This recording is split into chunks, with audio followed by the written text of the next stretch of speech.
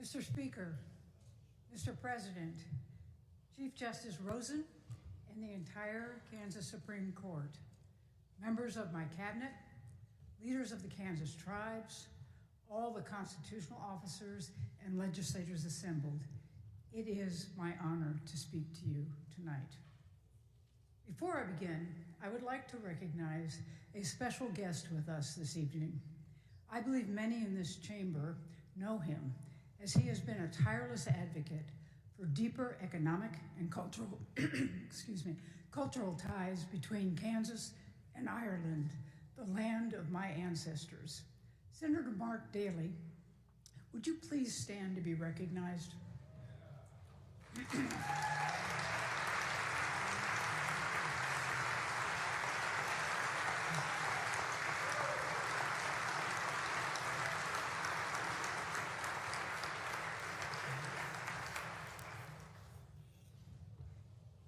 And as they say in the old country, Mark, Cade Mila Balcha, 100,000 welcomes.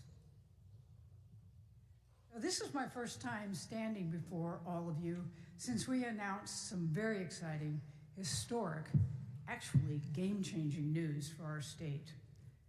Our beloved chiefs are coming home to Kansas.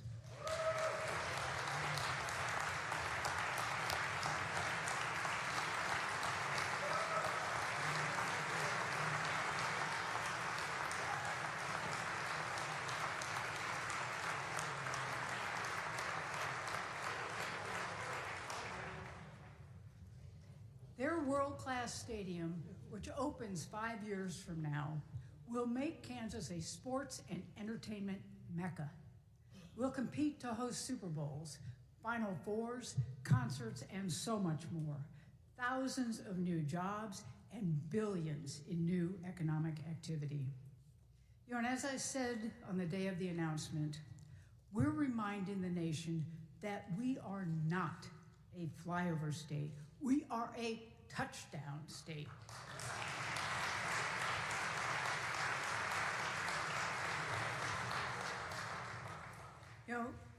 And we brought the chiefs to our state without a tax increase on Kansans and without pulling a dollar from other priorities in the budget. This is not only a massive win for Kansas, it is a win for the entire region.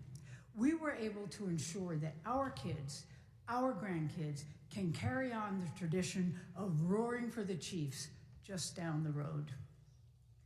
I'm proud to welcome the local leaders who were instrumental in making this happen. KCK Mayor and CEO of the United Government of Wyandotte County, Crystal Watson, and Mayor of the City of Olathe, John Bacon. Please stand to be recognized.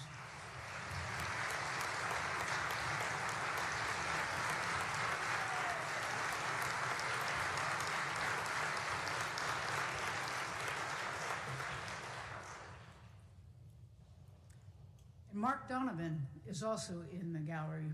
For those of you who don't know, Mark is the president of the Kansas City Chiefs and deserves much credit for getting this deal done. It is an honor to have you here tonight, and please give our regards to Clark and the entire Hunt family. Mark Donovan.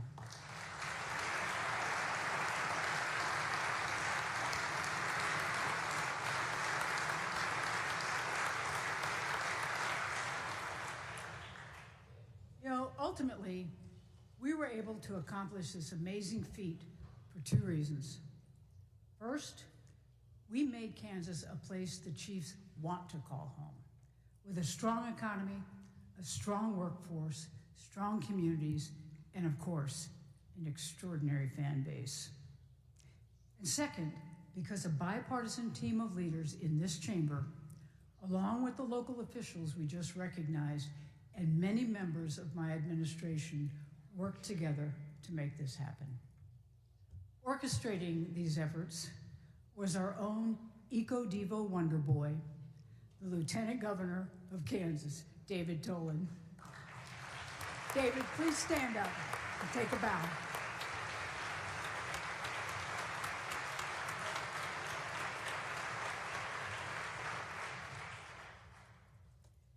To land the Chiefs, we put all politics aside. We all put personal differences aside, and we didn't care who got credit. We just did what was best for Kansas and for our shared future. That's how you do big things. That's the way it's supposed to be. As you know, this is my final State of the State address. Now, Mr. Speaker, Mr. President, I put that line in because I thought it was going to be the only standing ovation I ever get from you.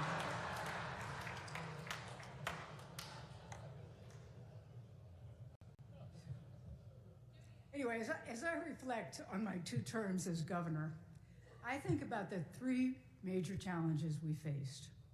First, we needed to stop the bleeding, because when I took office, Kansas was in a world of hurt. Our budget was pieced together with gimmicks and funny money.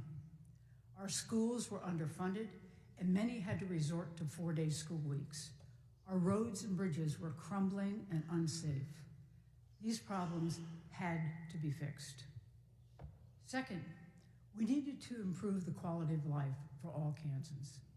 We did that by cutting taxes, by creating thousands of good-paying jobs, and making our public schools not just functional, but exceptional. And third, we needed to change people's perceptions of Kansas and become a place where young people are eager to put down roots, where businesses see opportunity, where tourists flock to visit, and a place where Kansans are proud to call home. Now, I know there's more to do, but after 7 years, I also know that the state of our state has never been stronger.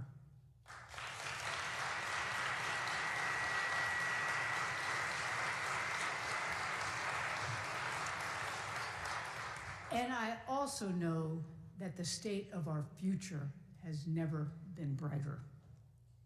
Now, you all know me. I am an eternal optimist, but I'm also solidly pragmatic. So let me state the obvious. We live in extraordinarily challenging times. And I don't just mean our politics. If you think about the last decade in America, the speed of change we've endured is staggering. We now live our lives attached to devices. It's how we do business. It's how we keep up with the news. It's how we talk to our coworkers and friends, even our own grandchildren. And in the midst of it all, we also survived a global pandemic, only to return to a world changing even faster with remote work, AI bots, and cars that drive themselves. Many of us wish we could go back to simpler times, but we know we can't. We live in an era defined by disruption, an era that requires more from our leaders than ever before. Yet right when Americans needed leaders they could look to for strength, for resolve, character, and a clear vision, they got the exact opposite at the national level from both parties. When it became acceptable for nations' leaders to treat one another in the most uncivilized ways imaginable, language and behavior we'd never tolerate from our own children. And instead of using this new technology to reach people with messages of unity and hope, these devices have been turned into weapons for elected leaders to ignite chaos and anger and even violence. Instead of representing their communities, elected officials turned into foot soldiers for their political parties, firing off insults and vitriol to score likes or follows or wins for their team, instead of doing what's right for their constituents. It's as if they checked their free will at the door and just did as they were told, treating their own colleagues in such angry and dehumanizing ways just because they're in the other party. And the most frightening part, it's now become the new normal. all accepted part of political discourse. Well, I reject it. We must all reject it.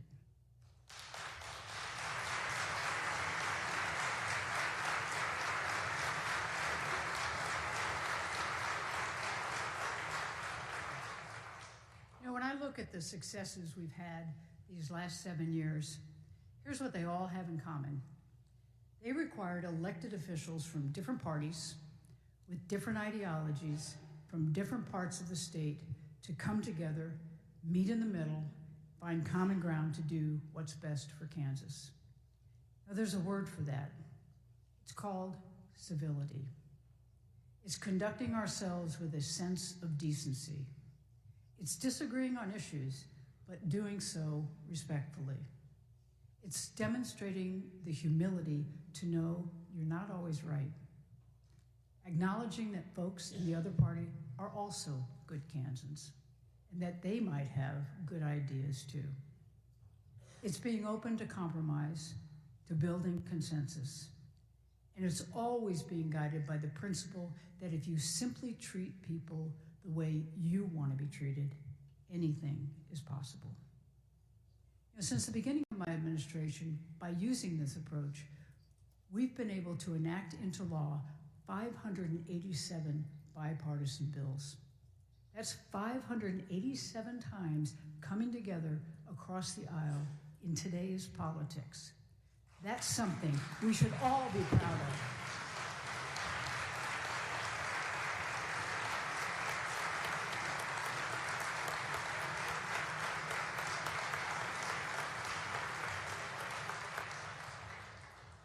And just look at what we've accomplished by doing that. For 7 straight years, we fully funded our public schools. And we're seeing the benefits of that investment. Graduation rates are now the highest they have ever been. We established the blueprint for literacy to make sure all Kansas children are reading at or above grade level.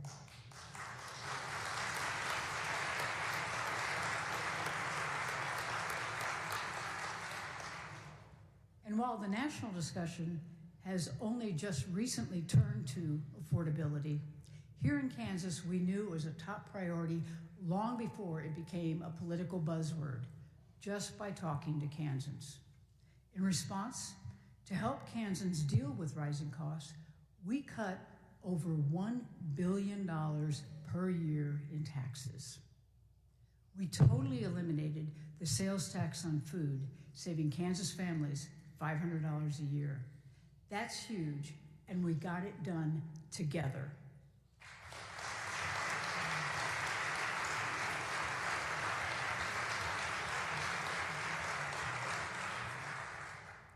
We cut taxes for seniors living on fixed incomes by completely eliminating the state income tax on Social Security. We cut taxes for parents to make childcare more affordable. We cut taxes for farmers to lower input costs. All of this is why last year, CNBC named Kansas second in the country for cost of living.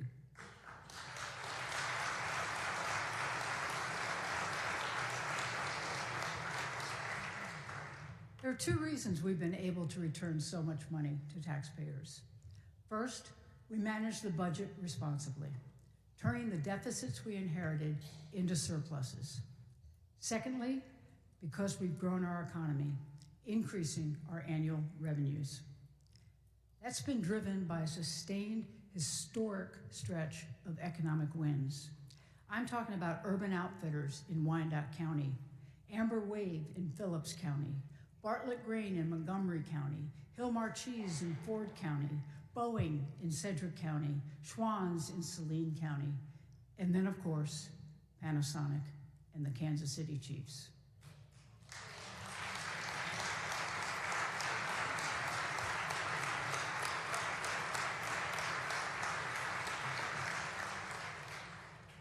In total, new businesses have invested over $30 billion in Kansas. That's $30 billion. And created over 80,000 new, good-paying jobs. These are careers that Kansans can build their lives around. And it happened because we worked together. And that's not all. We also created the Office of Early Childhood. We blended 20 programs into one, so parents, providers, and businesses will have a single point of contact for everything they need to support our youngest Kansans. We have developed partnerships with the private sector to exponentially expand access to quality early childhood experiences all across Kansas. Right here in Topeka, the state of Kansas and Blue Cross Blue Shield will soon cut the ribbon on a 160-slot child care facility just blocks away from the Capitol. The Office of Early Childhood was a reform most of us agreed we needed. But we had different ideas how to get there. So we talked about it. We hammered out our differences, we compromised, and we got it done. So thank you, Chase.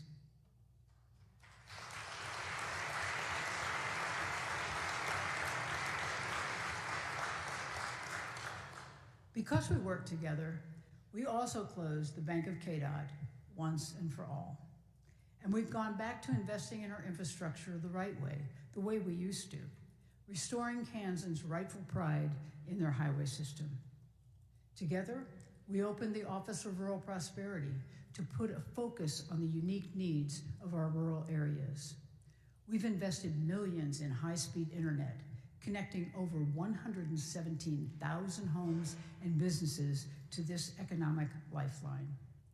And together, we've provided record funding for law enforcement, and they have spent the money well. Crime in Kansas is now at a 20-year low.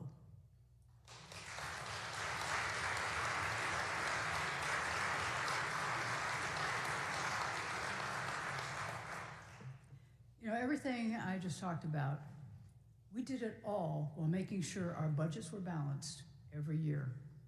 We did it without a tax increase. We paid down our debt. Our credit rating is strong.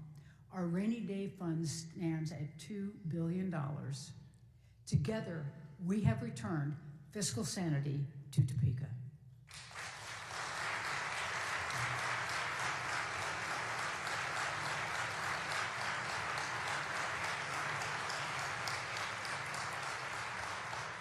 You know, ultimately, we were able to get our state back on track because we showed that civility can still exist in our politics, that you can get a whole lot done when you work with others. But we cannot take it for granted. There are too many forces trying to push us into our partisan corners and make the other party the enemy.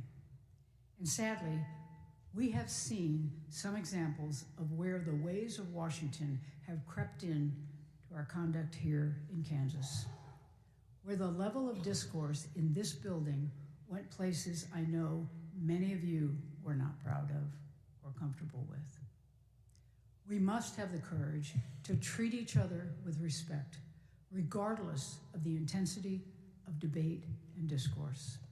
We must have the courage to put what's right ahead of what's politically expedient. We must have the courage to compromise ahead of party purity.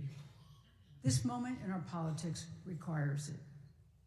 And make no mistake, it's what the people of Kansas want.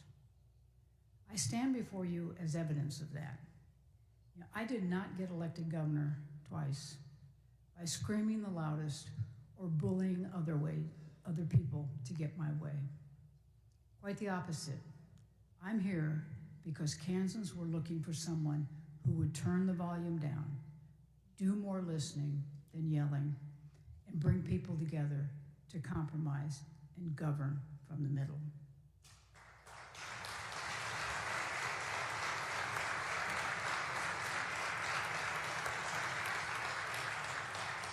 You know, Kansans are the most civil, decent people on earth. They embody the spirit of neighbor helping neighbor, and they expect that from us too. So I say to everyone here, do not let the loudest voices on either extreme drown out the voices of the vast majority of Kansans who want to see us work together. It's been the right approach. It's been an effective approach. And it's what we need to do this session to make it our strongest ever. You know, when it comes to this session, it won't surprise you that my priorities always start with our public schools. Let's step back a moment and acknowledge this remarkable comeback. Just 10 years ago, in the aftermath of the disastrous tax experience, we had many school districts in Kansas forced into 4-day school weeks. Then, just as we finally restored full funding, COVID hit. And educators and parents had to adjust to remote learning, which we all know was horrible for everyone, especially the students. But our communities rallied. Teachers went into overdrive. Parents put in the extra time at home. Kansans take so much pride in their public schools, and together we double down on our commitment to them, not only fully funding our schools, but record funding for our schools.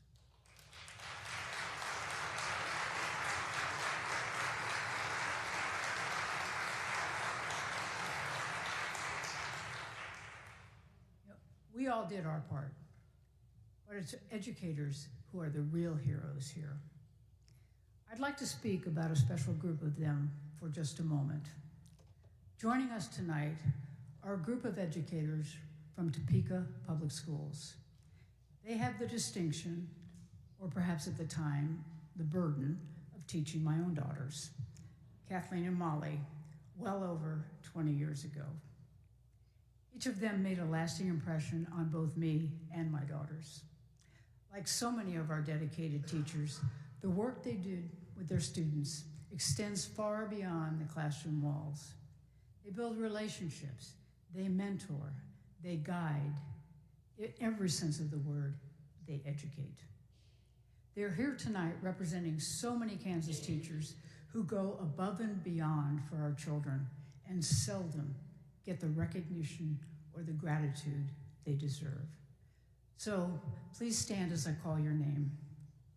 Marty Bass, Kathleen and Molly's kindergarten teacher at Potwin Elementary. Diane Kimsey, Kathleen's 4th grade teacher at Potwin Elementary. Kirsten Sigler, Kathleen and Molly's English teacher at Topeka High. Anton Ahrens, Molly's chemistry teacher at Topeka High. And Harry Peterson, Kathleen's gifted facilitator at Topeka High. They're joined by Dr. Tiffany Anderson, superintendent of Topeka Public Schools, who has transformed vocational and educational opportunities for students in Topeka, most notably by creating the Topeka Center for Advanced Learning and Careers. Please give these educators and educators all across Kansas a huge round of grateful applause.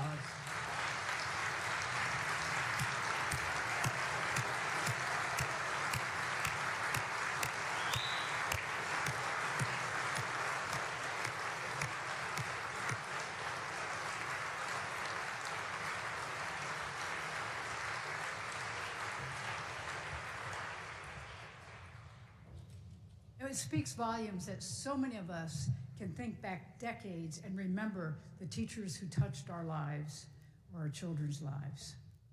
I believe there's even more we must do to support them. You know, at the state level, we have. Unfortunately, the same cannot be said about our federal partners. Once again, the federal government has dropped the ball on funding for special education. When you think about what parents take on when they have a child with a disability, you realize just how unconscionable that is.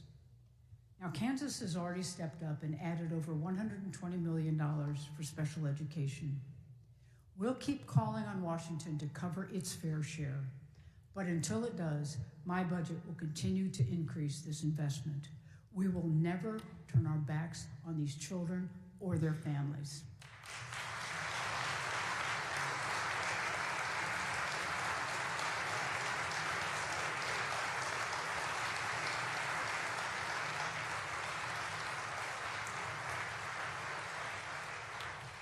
We also know that tens of thousands of families in Kansas qualify for reduced price lunches.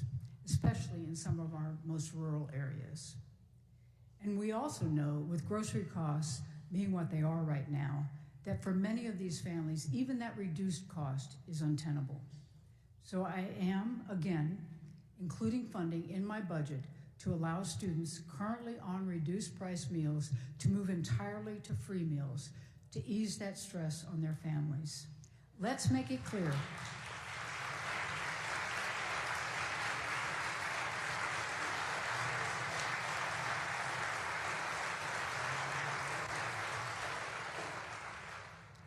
We need to make it clear, no child in Kansas should ever have to worry about having enough to eat. You know, life is hard enough for our children these days, and we need to face this fact. Technology is making it much, much harder. Smartphones and social media have exposed our children to a world they are not ready for, and to social pressures they don't need or deserve. It's creating a mental health crisis and a learning crisis. Talk to the parents. These are the first concerns they raise 9 times out of 10. Research on this is very clear. Anxiety in our kids is up, depression is up. Tragically, suicide is up. Cell phones are making it much harder for our children to learn and for our teachers to teach. We need to step up and do something about this. This session, we must pass the bipartisan proposal to ban cell phone use during the school day.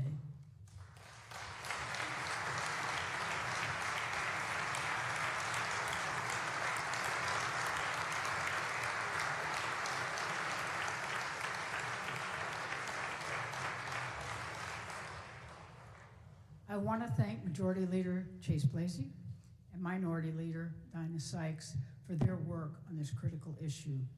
Get that bill to my desk and I will sign it into law.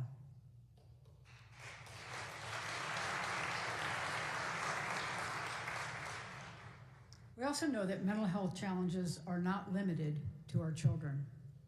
It's a reality so many Kansans and their families face.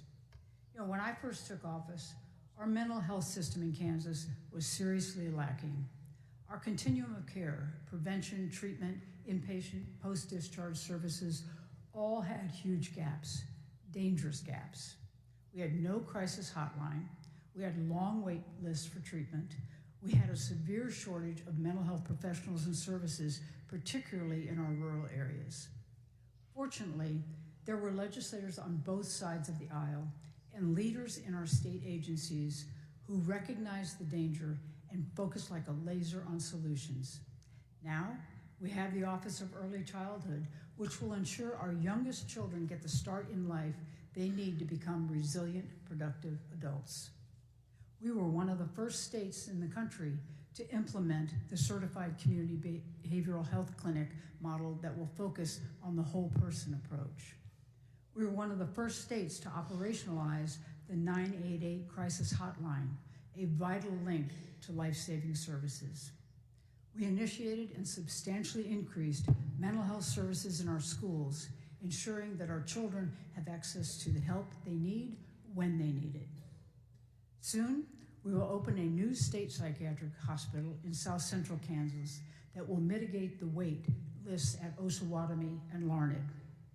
And now, when judges must incarcerate someone whose primary issue is substance abuse, they can be sent to the newly renovated East Campus at Lansing Correctional Facility, where they will live in a therapeutic environment designed to treat their addiction and prepare them for successful reentry to their communities. We have done a lot. We have filled many gaps, but unfortunately, the needs require that we do even more. We need more treatment beds, we need more professionals, we need more crisis response, and my budget does that. Just join me in making mental health a real priority this session.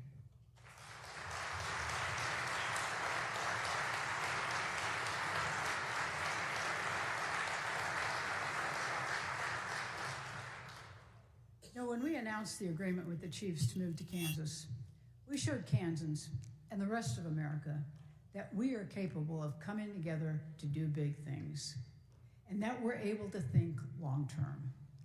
Now, we must do that again. We must do something that no legislature, no administration has ever been able to accomplish, and that's to properly, permanently address our water crisis. Last year, we took a critical step by establishing the Water Task Force, led by Representative Jim Minix and Senator Kenny Titus. Now I'm calling on the legislature to support that task force in its work, to lay out a comprehensive long-term strategy and identify a dedicated funding source, much like we have successfully done for our highways. I know it won't be easy. I know it is a very sensitive political issue, but the future of our entire state is dependent upon the actions we take today. It will require looking beyond the next election and looking instead to the next generation. And someday, when your great-grandchildren are looking at that family album, let it be said that when you were in the legislature and you had the chance, you did the right thing. You know, water, yeah.